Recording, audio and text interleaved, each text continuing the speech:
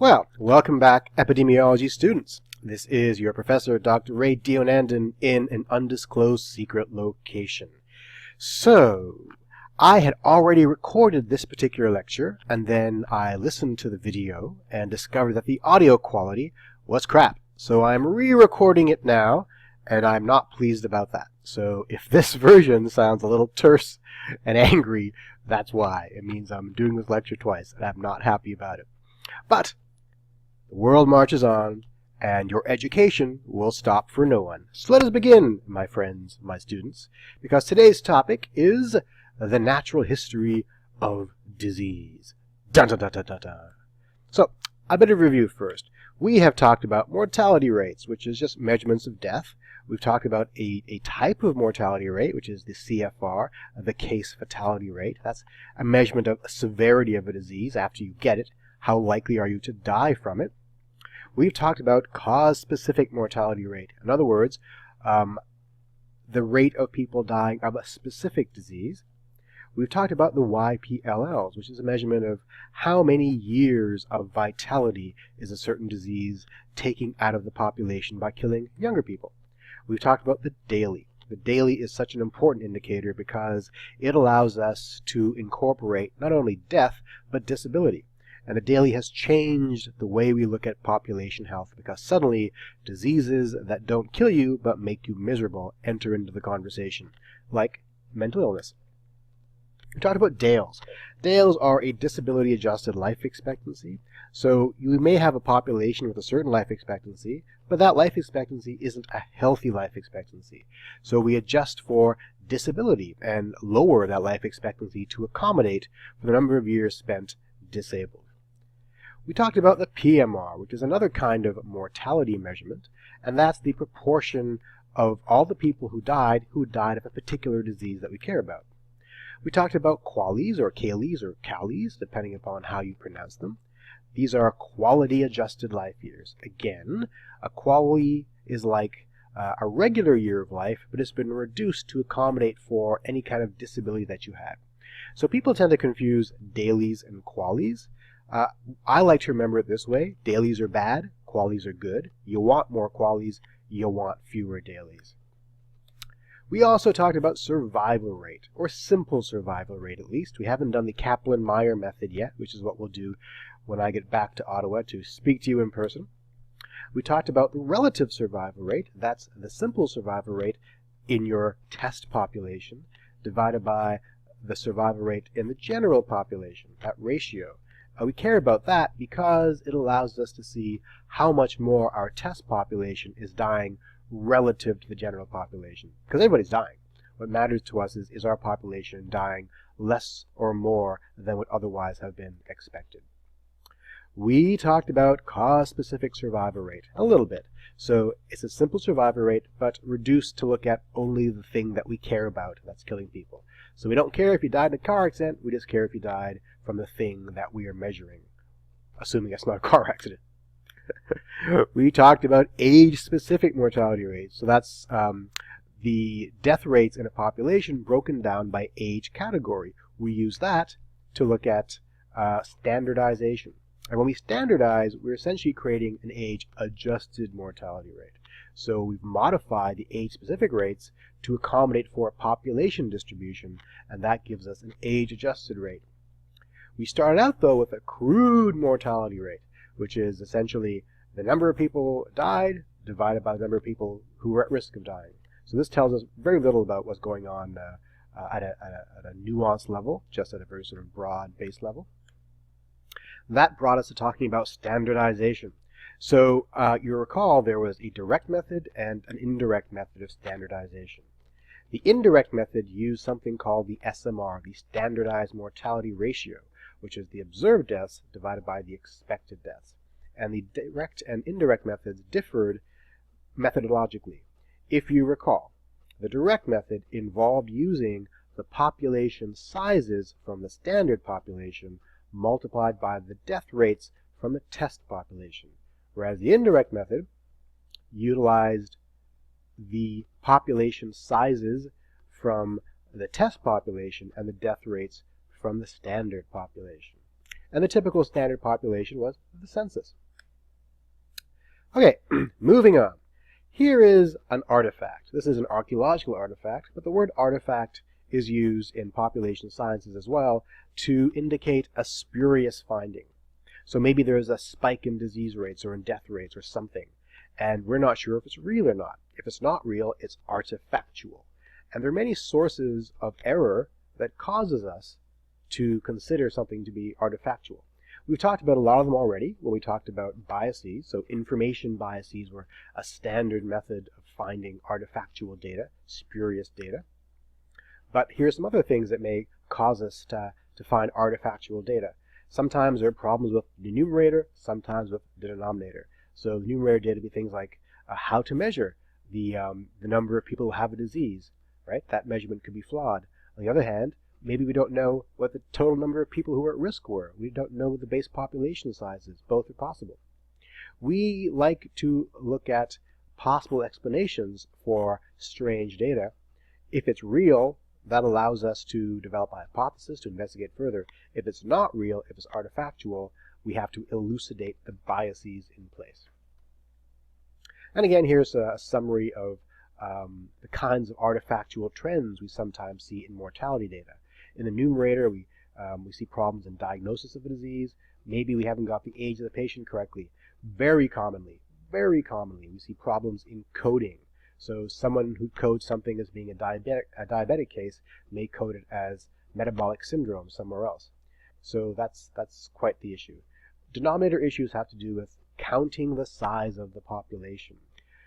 Without a good census, we really don't have a good sense of how many people live in a city like Ottawa, for example. We're always estimating. And if the population size is small, that slight error in estimation could result in a profound error in the ratio once I divide the two, and so forth. Now, moving on further, let's talk now about cohorts. We've talked about cohort studies a little bit. We're going to go deeper into cohort studies in a few weeks, but the word cohort comes from the Latin cohor, meaning a basic unit of the Roman legion, the Roman army. And a cohort essentially was a group of soldiers who stuck together and who moved forward together, like so. Da da da da da da da. Is that amazing? Yeah? Let's see it again. Da da da da da da da. Animation. Now, we like to think about, in population studies, a cohort as a group of people who move together through time. Da da da da da da. One more time. Da da da da. Yes. I'm enjoying this way too much. I'm enjoying this because I don't have to be in class, and neither do you. So, what's a cohort? A cohort is a group of people who share a particular experience or characteristic over a period of time. Examples here. Irish women born at a certain date, a certain generation. Engineers or professors or doctors who did something, who smoked between the ages of 25 and 30. Or maybe you guys, HSS students in 3rd or 4th year. We can define a cohort any way we like, but we define it such that we can track it through time. Here's an example. I hope you all know what pertussis is. Pertussis is whooping cough, a problematic disease in extremely young children. And it's very contagious. It's bacterial. We have a very good vaccine for it. It's one of the recommended, if not mandatory vaccines for children in North America. And pertussis is one of the leading causes of vaccine-preventable deaths in the world. So we like to keep track of it fairly well. Here's a distribution of pertussis around the world. The redder areas have bigger problems. Here are the dailies. Remember, the dailies, again, are a combination of death and disability. Unsurprisingly, most of the issues are in sub-Saharan Africa and in Asia. But Canada is doing quite well. We're one of the better ones. Less than 25 dailies. Right? Fantastic. We're among the best in the world. However, in 1990, Canada started experiencing a resurgence of pertussis. And here's some numbers for you. The incidence before 1990 was 3.8 cases per 100,000, and that went up to 37. So it went up by a factor of 10 over the course of the decade. Hospitalization rates increased as well, from 2.7 per 100,000 to 5.2. They almost doubled. Now, the proportion of cases in the extremely young, 0 to 4, decreased in the same time period, but it increased in all the other age groups. Keep in mind, from 1990 to 1998, the end of the decade, the median age of cases also shifted from 4.4 to 7.88 years. So what's happening here? We have suddenly a spike in pertussis cases starting in the 90s and continuing along through the decade. It's very serious. People are getting hospitalized. But the age in which people have it is increasing. What is going on here? You probably guessed, because they're all smart people,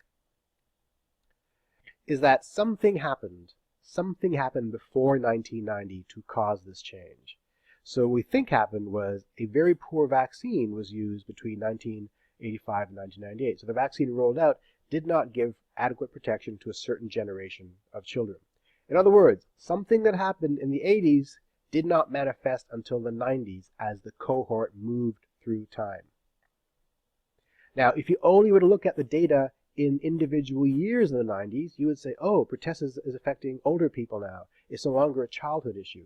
No, what's happening is the children who should have been vaccinated were not, and they're manifesting the disease later in life. It's the same group of people. Now, there are factors around cohort effects around the world. So the cohort effect is when we see this movement of people through time that's skewing our cross-sectional view of the situation. Keep in mind, different generations have different rates of smoking and other kinds of sin, different rates of drug use, different rates of premarital sex, different rates of drinking, and so forth. Income differs between generations. Hopefully, you'll be wealthier than your parents. Your parents were wealthier than their parents, and so forth. Geopolitical circumstances. So one generation could experience war, the next one won't. War profoundly changes someone's healthy behaviors. And health systems may differ. For example, maybe one generation moved from one country to another and experienced a different healthcare system. Maybe there was the adoption of a certain national healthcare regime, like Obamacare. How will Obamacare change an entire generation of children being born in America today? We don't know yet. But as you see, certain things happen to a bunch of people that moves with them through time. Here's an example again. So in the UK, politicians sometimes talk about the cohort effect. They're talking about a specific case of individuals born between 1925 and 1945, again, the war years, and this generation experienced rapid improvements in health, meaning their mortality rates dropped faster than the generations before and after them. That means they're doing better than both their parents and their children. Why is that? Here's the actual data. Sorry, here are the actual data, because data is plural. So, let's look at this. In the 1960s, people between 30 and 39 saw the biggest improvements in mortality. In the 70s, people between 40 and 49 saw the biggest improvements in mortality. In the 80s, it was those between 50 and 59. In the 1990s, it was those between 60 and 69. Now, if you were to look at just one decade, the 70s, you would think, these people in the 40s, they're the best people. They've got the lowest mortality rates. They're doing quite well. Something about them is special. Maybe it's their exercise regime or something. In the 90s, oh no, it's the old people. They're doing really well. Something about them. Maybe it's their retirement regime or something. Who knows? So this cross-sectional view is giving us one interpretation, but a cohort view is showing us that these same people are moving through time, and in each decade, these same bunch of people are the ones who are behaving the best or showing the best mortality outcomes. What's so special about this group? Well, they were born in the war years when things were scarce. What in particular was scarce? Cigarettes were scarce. And so they tended to have lower smoking rates than their parents and better than their children. And that behavior carried with them through time. So again, something that happened to them in the 40s carries forward with them through time, and that skews the cross-sectional interpretation of the data in a given time. So, the cross-sectional view, that is, a view in a given time period or a given couple of years, we're allowed to see certain key messages. We can see that, hey, there's a spike in incidence or in mortality, or a trough in mortality rates. It lets us to see which age group has the highest rate. I say tuberculosis here because the example I'm about to show you is about tuberculosis. But the cohort view allows us to see which group is moving through time. So here is more data. Here are more data. Data is plural. Ray, data is plural. Keep saying that to yourself. If you look at 1900, the year 1900, and ask yourself, which age group has the highest death rate from tuberculosis in Massachusetts? In 1900, it looks like it's going to be this group here. Now, yes, I see that the older folks are dying as well, but we kind of expect the old folks to die, so we kind of ignore them. Amongst those who aren't elderly, it's the 30 to 39-year-olds that have the peak mortality. Now, if I were just looking at that cross-sectional view, I'd be really concerned about this group. I think maybe there's something that manifests when we turn 30 that makes us susceptible to tuberculosis. When in fact, here's what's happening. It's actually this group of people that's having the worst tuberculosis mortality outcomes. And if you were to graph this way, you would see the peak is over here. It's actually the 20 to 29-year-olds that have the peak mortality in 1900, not the 30 to 39-year-olds. Right? This cohort actually peaks over here in 1890. Okay, so that just gives you a sense of two ways of looking at disease data. Cross-sectional versus cohort. If that's confusing, just think about this. The cohort view just lets us see how experiences in one moment in time percolate through into the future. The cross-sectional view allows us to see a moment in time that may not capture the generational effects that manifested earlier. Okay, moving on. We are now going to talk about the history of disease. What's this fellow doing? I'm not sure. Hopefully he's breastfeeding. I don't know. Okay. Let's talk now about a man named Abdel Amran. He was a theorist in the 1970s, and he decided to contextualize the history of disease in human populations into three broad phases, very broad phases.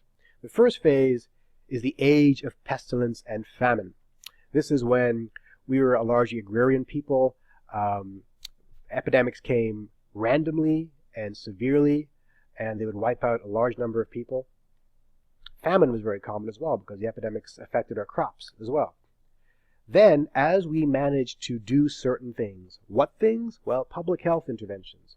We had clean water, we have infrastructure, we have access to hospitals, maybe vaccinations. Suddenly, the pandemics recede, and we're into the age of receding pandemics. So suddenly, the children aren't dying as much anymore, and we can start maybe having fewer of them. And suddenly we have more food because we have less blight affecting our crops and so forth. That eventually gave way to the age of degenerative and man-made diseases because suddenly the infectious diseases aren't an issue anymore because of public health adventures like clean water, sanitation, vaccination, antibiotics. We now have degenerative diseases. What are degenerative diseases? Well, obesity, diabetes, cancers. Does this mean that back here in the age of pestilence there were no cancers and diabetes? No, it does not mean that. It just means that you're more likely to die of an infectious disease before the cancers or the diabetes got to you. So the cancers and diabetes and other man-made degenerative diseases were always with us. It's just that these other things got to us first, so they never entered the conversation. They were not as big of a priority. But now that we've beaten back these infectious epidemics, we're now dealing with these new chronic issues. Now, this is a very broad model, and clearly it doesn't take into consideration antibiotic resistance, which is a new thing. And in fact, we may be returning to a new age of pestilence and famine. That should terrify you. Terrifies me. So keep that in mind. So in our age of pestilence and famine, we had high mortality rates. People were dying left and right, especially amongst the extremely young. There were wide swings in mortality rates because an epidemic would come, a famine would come, or it wouldn't. And in times of epidemic, mortality would be higher. Very little population growth because people were having a lot more kids, but also dying a lot. So the rates were relatively stable, and low life expectancy. When public health entered the picture, and we have investments in infrastructure, in clean water, in hygiene, in vaccines, suddenly the epidemics are less frequent. They still happen, but not as bad. We have less incident infectious disease, so fewer cases. It's rarer for people to die of the measles and mumps. Still happened, but rarer. So you didn't expect your children to die. They still died, but not as commonly. we started seeing a slow rise in the cancers and the diabetes. Then we enter the age of degenerative and man-made diseases. This is where the cancers dominate. Obesity, cardiovascular disease. These are diseases one thinks about as being associated with high income. Not necessarily, but that's how we think about them. They're definitely associated with having lots of calories. So most countries are here now if you buy this model. This is the Wikipedia definition of Omren's epidemiologic transition, a human phase of development witnessed by a sudden and stark increase in population growth rates brought by identical innovation, blah, blah, blah, blah, blah, blah. You can read that yourself. I just explained it. Now, there is something called the demographic transition, from which Omren clearly based his model. I am not going to teach you the demographic transition. If you're in my international health class, we will spend an entire lecture dissecting the demographic transition. But it's very similar. The transition covers 4 and possibly 5 stages. In stage 1, which is what we think about as being pre-industrial, agrarian, death rates and birth rates are high and roughly in balance. Things that killed you were diseases or natural disasters, kind of like phase 1 of Omren's transition. Right? So you're having lots of kids, but they're dying. Stage 2, suddenly we're investing in infrastructure, in public health. And so the death rates start dropping. People aren't dying of easy things anymore, but we're still having lots of kids. So the population size is increasing. We think about developing countries in the mid-20th century as being like this. Stage 3, the birth rates start falling. Why? That's a bit more unclear. That has to do with probably social interventions, like education of women to have fewer kids, like more social stability so you don't feel the need to have lots of children, like the movement of people from rural environments to the city environment. We don't need lots of people to run the farm and things like that. Access to contraception, increases in waging, all these things occur to lower the birth rates to start approaching the death rates. Stage 4, the birth rates and the death rates are now quite low. This is how we think about most Western countries, right? And so if you think about countries right now that have rapid population growth, we have every expectation that they're coming down to this situation here once these factors come into play. Stage 5 is theoretical, but we're seeing it already. It's a sub-replacement fertility rate zone. That's when the death rate now exceeds the birth rate, so population sizes are decreasing. We see that in Japan quite profoundly. Europe has that issue too. Canada will soon have that issue. This is why immigration is so important, to maintain population sizes for economic purposes. So keep in mind that the epidemiologic transition is sort of mapped onto this a little bit. Here's a graph of the demographic transition. Stage 1, birth and death rates, more or less even. By the way, this red line shows us the population size. Okay? Population size is poor here. Stage 2, suddenly the death rates fall as infrastructure improves, but the birth rate is high, so population size starts to increase. Stage 3, birth rate comes down due to social innovation, and the death rate is still dropping. Population size starts to wane a bit. Stage 4, death rates and birth rates are low, and so our population size starts to level off. And stage 5 here, the birth rate falls below the death rate, and our population size starts to diminish. And here's a graph of the epidemiologic transition. So as the transition goes on, the incidence of infectious disease goes down, and the incidence of non-communicable disease goes up. Simple stuff, clearly drawn with a crayon by a strange child. Some data to drill this home. This is the incidence of stomach cancers around the world. Japan, a stage 5 demographic transition country, or a stage 3 epidemiologic transition country. Very high rates of cancer. Nigeria, clearly not a stage 5 country, low rates of cancer. Coronary heart disease death rates. Again, the later stage countries, high rates, and the earlier stage countries, low rates. Same idea here around cirrhosis. This shows us the expectation of transition from 1990 to 2020. So in 1990, communicable diseases accounted for 42% of diseases we think. We expect by 2020 that number will come down to about 17.6%. Now this does not account for antimicrobial resistance. So who knows what that'll look like. Moving on, new topic. So, enjoy the joke. Good joke. We're now going to talk about the natural history of disease. Now, this does not refer to the progress of a disease in a population, but really the progress of a disease in an individual that affects our ability to detect it and therefore to develop models around it. So here's an idealized version of the history of disease in one patient. So here, on this axis is time. So the development of disease starts here, and we have an outcome. Outcome could be cure, disability, or death, or something like that. Okay? There's a preclinical phase. In this phase, the disease has already started. There's probably some evidence of the disease if you looked for it. If you got a blood sample and knew what to look for, you could probably find it. You don't start having symptoms, though, until here. When you start having symptoms, you probably don't start looking for care until here. So there's a gap here as well.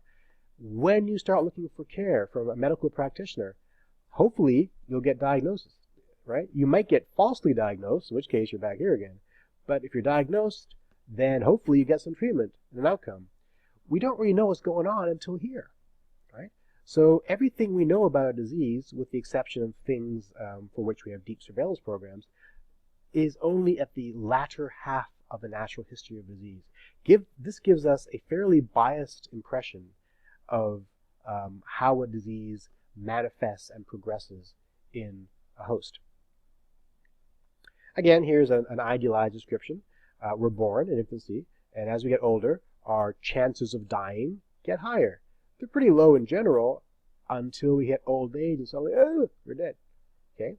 Now, here's an example of coronary heart disease. Okay. Same idea here. Maybe it manifests in adulthood, and you have a higher chance of dying. And as you get really old, you have a really greater chance of dying. Keep in mind, though, that in coronary heart disease, the causes probably started in extreme youth. Probably when you're a baby. Maybe even when you're a zygote. It could be genetic. It could be epigenetic, meaning it's interacting with the environment. It could be viral, who knows. But something happens in the extreme youth and then starts to percolate throughout your life. It's not until adulthood that starts to manifest as something measurable.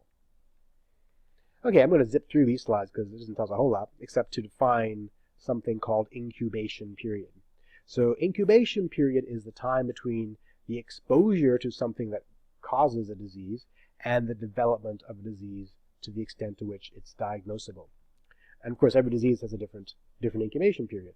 So disease with long incubation periods, we say these are chronic diseases.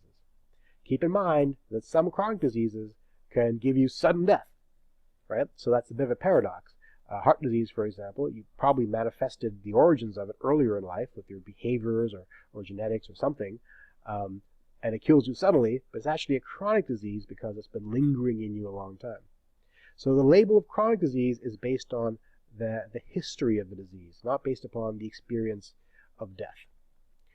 As opposed to diseases with short incubation periods. We call these acute diseases, acute versus chronic. So most infectious diseases are fairly acute. By the time the infectious agent gets in you, the clock's ticking before something manifests. A lot of toxic disorders are acute. So if you're poisoned, you've probably got minutes, hours, maybe days before something manifests. Okay. So very often the incubation period plus some other clinical information is sufficient to identify a disease. So this is very important information to have. As mentioned, natural history of disease is not the same as the changing patterns of disease in a population. Excuse me, enjoying my tea here. Yum.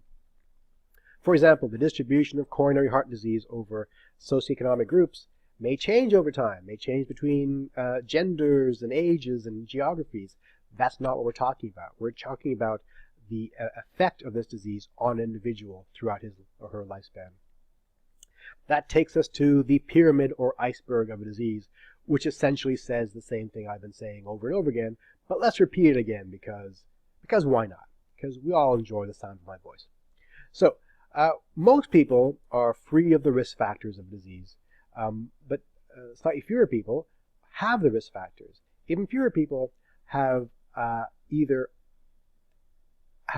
have the disease, but it's been diagnosed poorly or not at all. Then there are those who have it diagnosed, and then there are those who actually have a disease that's under control. In other words, of all the people with a disease, most of them are undiagnosed or wrongly diagnosed. We only know about the ones above the surface, the ones that are diagnosed. We don't know about these. And if we did, it might change our entire impression of the epidemiology of a disease. Example, the celiac iceberg. So a lot of people have latent celiac disease. So their mucosa is normal. If you were to sample their mucosa, there'd probably be no microscopic signs that they have the disease. Then there are those with a mucosal lesion. So if you were to sample it, you could probably find evidence of disease. But a lot of people have no symptoms. So they are silent celiac sufferers. They have no reason to have their mucosa tested. But then there are those for whom they have symptoms. And these ones, hopefully, get tested and we know about them. This population is the chunk for which we know things about celiac disease. We know nothing about these people because they never enter studies. So this essentially says the same thing I just said, with the conclusion that epidemiological studies are based on the cases selected from the top of the iceberg, and that might be wrong. It might give us a biased, skewed, spurious, erroneous, incorrect view of a disease. Yeah, same thing here. All right. What this tells us, though, is because the people at the tip of the iceberg are the ones that we care about, that we want to study, we have to initiate screening programs. Screening programs we'll talk about a lot in a couple of weeks, but essentially a screening program is when we attempt to detect or identify people at the bottom of the iceberg, people who would otherwise not be diagnosed, who have no reason to go to see their doctor to have their symptoms tested. Keep in mind, too, that those at the tip of the iceberg, by the time you're having symptoms, you probably have other things going on wrong with you, right? And if we're testing these people, we may get spurious associations between a variety of diseases. This is Bergson's bias. We talked about Bergson's bias already.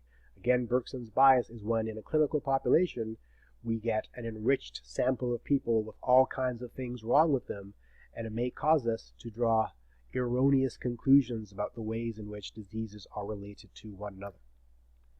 Right. So what is this outcome we talk about? An outcome is a prognosis. Prognosis is the endpoint of the natural history of disease. I have here these words that may confuse you. These words are Pertussis to Nechepso. These are not words that I require you to know. Pertussis and Nechepso were ancient astronomers from thousands of years ago. They may in fact have been the originators of what we consider to be astrology today. We have records of a letter from Pertussis to Nechepso, and you can look it up on Wikipedia. The letter is written in this weird emblematic form and explains how to diagnose or to determine the prognosis of a disease. And it's done by taking the age of the patient, dividing by something, and looking at whatever's in the sky at that time, and looking up on this chart to see if they're going to die, get better, or something like that. So the idea of a prognosis has been with us a very long time. It's just that the techniques used to determine prognosis and to measure it have changed. Right? So we no longer go to astrologers. At least I hope we're not going to astrologers. If you're going to an astrologer, may I suggest that you not do so? But now we go to doctors and other kinds of clinicians. A prognosis is when we identify the endpoint. The endpoint is either death, or survival. You can survive with a disability, or you can survive without a disability. Or maybe you get better and you get worse again. Who knows, right? So prognosis takes many forms. The goal of a clinician is to delay the endpoints, or at least the bad endpoints, and possibly to improve the quality of life. We also want to measure prognosis. So how do we measure it? We've already looked at several measurements of prognosis. We've looked at these. The CFR is a measurement of prognosis, case-mortality ratio. The other kinds of mortality rates are measurements of prognosis. Survival rates are measurements of prognosis. We haven't seen the Kaplan-Meier life table yet. We will in a couple of weeks. I hate it. I hate teaching it, which is why I always put it off, but you'll see it. And we looked a little bit at survival times. So these are all measurements of prognosis. So this is your homework. I think all the answers are here, and all that is relatively clear. So yeah, I will stop there and let you get back to whatever disgusting thing you were doing before I left you. See you soon.